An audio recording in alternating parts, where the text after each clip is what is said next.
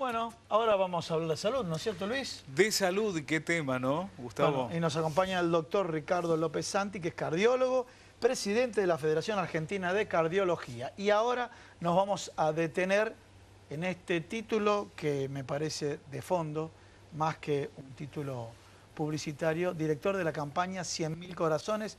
Empezamos por eso, por la campaña 100.000 corazones. Bueno, ante todo, gracias por la invitación y esta posibilidad de compartir con la audiencia temas que para nosotros son verdaderamente importantes porque tienen que ver con la vida, básicamente. En el caso de esta campaña, lo que busca es permitir a la población tomar conciencia de los riesgos que estamos asumiendo muchas veces con el estilo de vida actual. Y cuando hablamos de riesgo, hablamos de enfermedades que llamamos catastróficas, porque cuando se presentan un infarto, una ACV en el sostén de la casa, por ejemplo, es un impacto terrible en el núcleo familiar. Ni hablar cuando eso se traduce, digamos, en la muerte de una persona. De ahí viene el nombre justamente de la campaña. 100.000 corazones tiene que ver con los 100.000 muertos que se producen por año en la Argentina por enfermedad cardiovascular. Entonces lo repetimos, 100.000 muertos por enfermedades cardiovasculares por año en Argentina. Es una ciudad. Sí. Y poblaciones de distintos lugares del país, ¿no es cierto? Y lo tremendo de todo esto es que muchas de esas vidas se podrían rescatar. Es decir, no estamos hablando de personas que han cumplido un ciclo vital y se encuentran con una enfermedad a los 80 años. Vamos a lo siguiente. Fuera del aire tenemos que confesarle a nuestros televidentes. Luis te hizo una pregunta que me encantó. La dejamos para el cierre, esa que te hizo Luis. Bien. Él la va a repetir y demás, pero para seguir con el hilo conductor, que es el tema de la diabetes, las 100.000 muertes, la campaña de los 100.000 corazones y la prevención de la diabetes, ¿no? Así es. Bueno, en realidad la diabetes es una enfermedad que viene creciendo en el mundo, agarradita bien de la mano del sobrepeso y la obesidad. Y 6 de cada 10 argentinos tienen sobrepeso u obesidad. ¿La 2 o la 1? Porque son dos la 2 sería. La 1 tiene que ver con cuestiones hereditarias, se presenta en la juventud.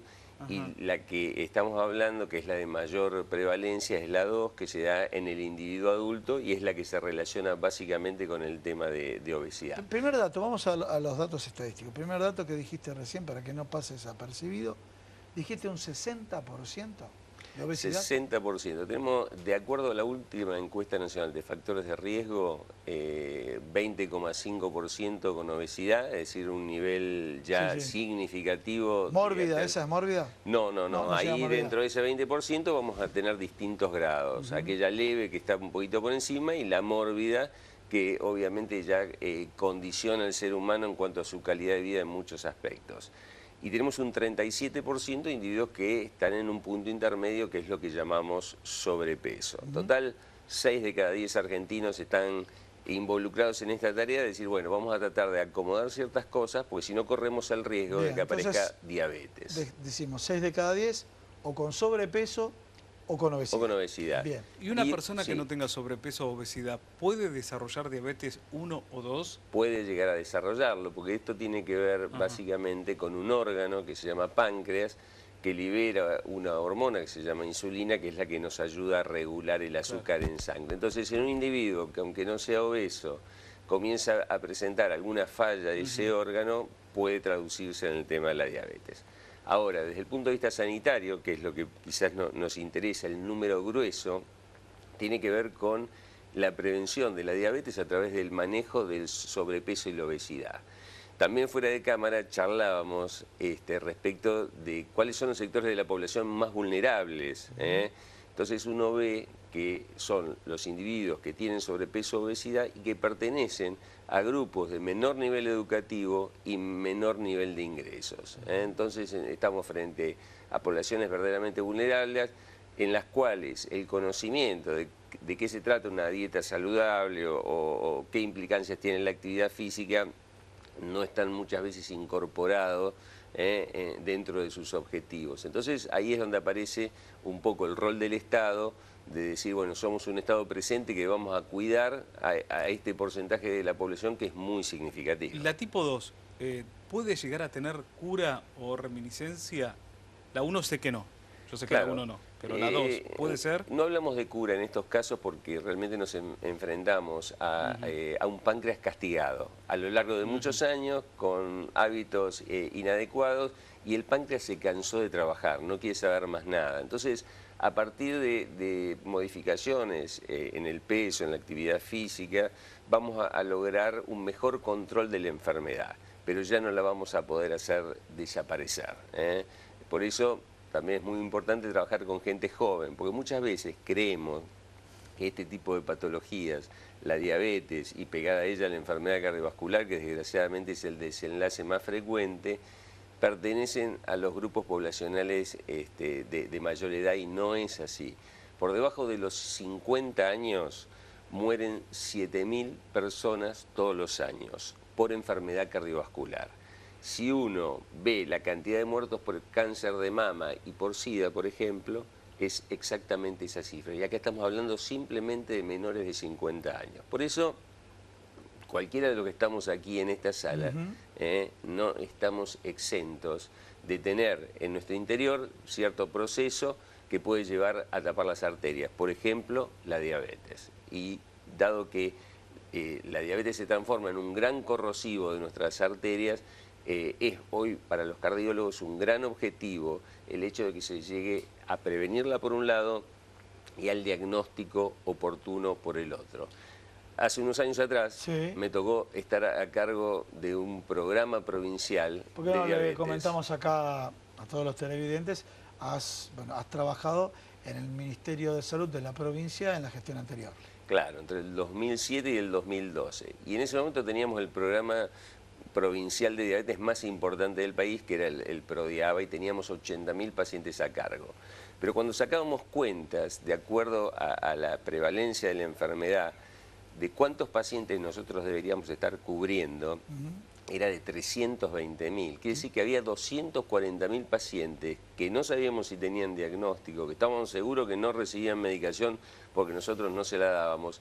Y eso significa, a la larga, mayor cantidad de morbilidad y mortalidad. Es decir, igual pagamos el precio. Discúlpame, ya los que miran con un criterio economicista la salud, también implica mayores costos en salud el no hacer esta campaña. Obviamente, porque llega un momento en que uno se enfrenta, digamos, a la catástrofe. Es lo mismo que si tenemos miles de autos dirigiéndose a un precipicio y en lugar de tratar de evitar que vayan en esa dirección, lo que hacemos es ponernos abajo del precipicio, armamos hospitales, esperamos que la gente se caiga y el que se salva tratamos de recuperarlo. Ahora, los argentinos, ¿no? Estamos en un contexto muy particular de sociedad, económico, político, social, y eso también repercute mucho en nuestra salud. Entonces, ¿qué tenemos que hacer? Porque sabemos que no podemos solucionar el no llegar a fin de mes, por ejemplo, pero ¿qué podemos hacer para ayudar a nuestra salud y para que no nos afecte de la manera que nos puede llegar a afectar, por ejemplo, en temas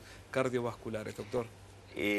Hay dos escenarios, uno individual, el mano a mano, en el cual un médico se junta con un paciente y analizan de qué manera mejorar su estilo de vida, y prácticamente todos nosotros, aún con los recursos que tenemos, que a veces pueden ser escasos, podemos mejorar nuestro esquema de vida, simplemente con el hecho de empezar a priorizarnos en cuanto a decir, bárbaro, yo soy el responsable de llevar el pan nuestro de cada día a mi casa, pero si yo no estoy bien es poco probable de que pueda contener al resto. Me tengo que empezar a cuidar en ciertas cosas, y uno ahí puede llegar a hacer ciertas negociaciones de ir mejorando la calidad de los alimentos, dejar de fumar, empezar a tratar de decir, bueno, voy a tratar de caminar un poco más.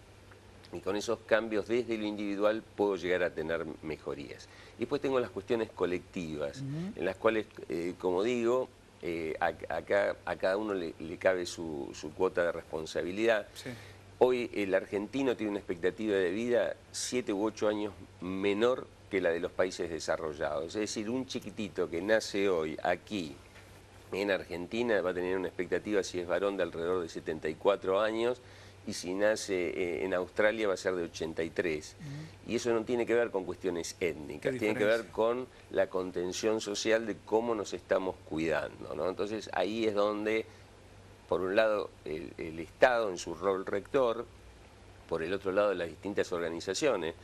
Hoy represento una institución científica. Lo que estoy tratando de hacer es tratar de batir el parche para decir, estemos atentos, nos están pasando muchas cosas, pero algo que no tenemos que descuidar es nuestra salud. Bien, Luis te había hecho la pregunta acá fuera del aire, situaciones de crisis en general, todo vino crisis económicas, pero ¿por qué no comentás bueno, los casos que han analizado en el exterior, específicamente en Alemania, con factores de estrés que está relacionado con los accidentes cardiovasculares? Así es. Bueno, cada vez que la sociedad afronta situaciones críticas de gran estrés, normalmente las unidades coronarias empiezan a recibir más pacientes con eventos. Nos pasó en la época de la Guerra de Malvinas, nos pasó en la época del Corralito, y hay un estudio realizado durante el Mundial de Alemania en el que se observó que los días que Alemania jugaba, la cantidad de ingresos a las unidades coronarias era mayor, hasta que llegó el partido con Argentina, si no mal no recuerdo, en cuartos de final, que nos terminan ganando, que ahí es como que estaban más relajados ya, o que habían llegado los sobrevivientes de los anteriores eventos. Pero bueno, es así. Cada vez que estamos frente a situaciones de crisis que consideramos agudas, serias, evidentemente eso impacta en nuestra salud.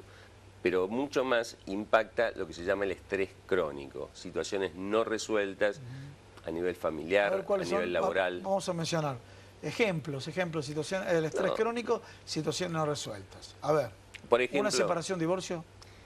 Digamos que esa sería resuelta, digamos, la no resuelta... Físicamente, pero hay que ver sentimentalmente. Bueno, yo sí, tengo puede un ser. caso, le voy a contar un caso al doctor sin dar nombres. Sí. Es la que se prolonga en el tiempo, Bien. la situación que de pronto uno dice, bueno, 2 años de vivir así no se puede seguir viviendo. El trabajo que dice, algún día voy a tener que dejar este trabajo porque si no este trabajo me va a matar. Porque hay moving laboral. Bueno, todas estas cuestiones obviamente, digamos, influyen. Siempre pongo como ejemplo la película El hijo de la novia, en el cual Ricardo Darín tiene una serie de situaciones no resueltas, con su mamá en cuanto al legado que tenía que ser abogado, con su papá que tiene que hacerse cargo del restaurante hasta el final de sus días, con su ex mujer que le recrimina cosas, con su novia que le recrimina otras, y en ese contexto hace un infarto. Y cuando la cámara lo toma desde arriba, él dice, tengo que cambiar, ¿no? Y bueno, la idea es cambiar antes de que lleguemos a tener un evento cardiovascular. Yo le decía, no voy a dar nombres por una cuestión de respeto, ¿no? Pero conozco un caso muy cercano de una persona que, bueno, le falleció su mamá hace muy poquitos días, ¿no? 20 días nada más, y hacía 15 años que no se hablaban, ¿no? Por cuestiones personales, no importa. Cuando esta persona dice, bueno, ya está, mi mamá, el duelo lo hice, está muerta, para mí ya está muerta en vida, el duelo está hecho. Cuando se entera que la mamá muere, que fallece, terminamos dando cuenta la gente cercana a esta persona que no era así. Es decir, que le faltó cerrar y que realmente el duelo no existió y que no pudo terminar de cerrar ese círculo, lo cual le genera una angustia, un duelo no resuelto, una depresión realmente muy, muy fuerte. Entonces, también uno se preocupa porque decir, esta persona le puede agarrar un infarto o algún tema coronario porque realmente lo ves mal. ¿Qué se hace? Es un factor de riesgo. ¿Pero qué se hace, doctor? Cuando uno interroga a un paciente de su vida pasada en tiempos no tan alejados, muchas veces refiere ese tipo de situaciones. Esto lo venía trayendo de arrastre y evidentemente son condicionantes de que uno pueda tener algún tipo de evento. ¿Qué es lo que hay que hacer? Tomar el toro por las astas.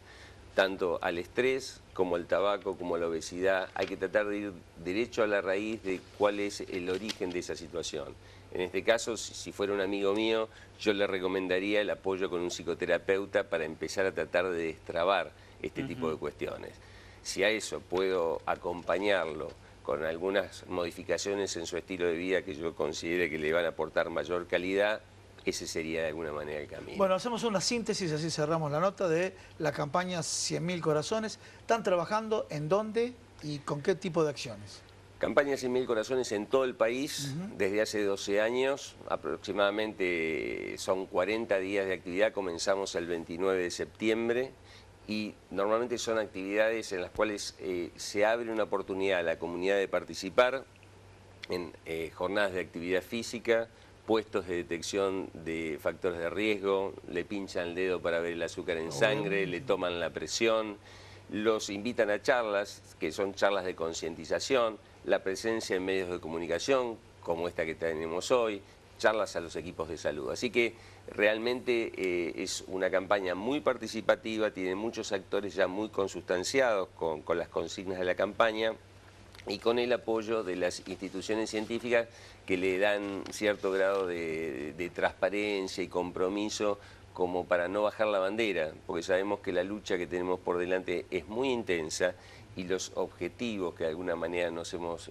propuesto son verdaderos desafíos. Más allá de todas las partes técnicas que hablamos hoy en la nota, consejos para aquellas personas que no saben si tienen o no tienen diabetes, ¿qué tienen que hacer?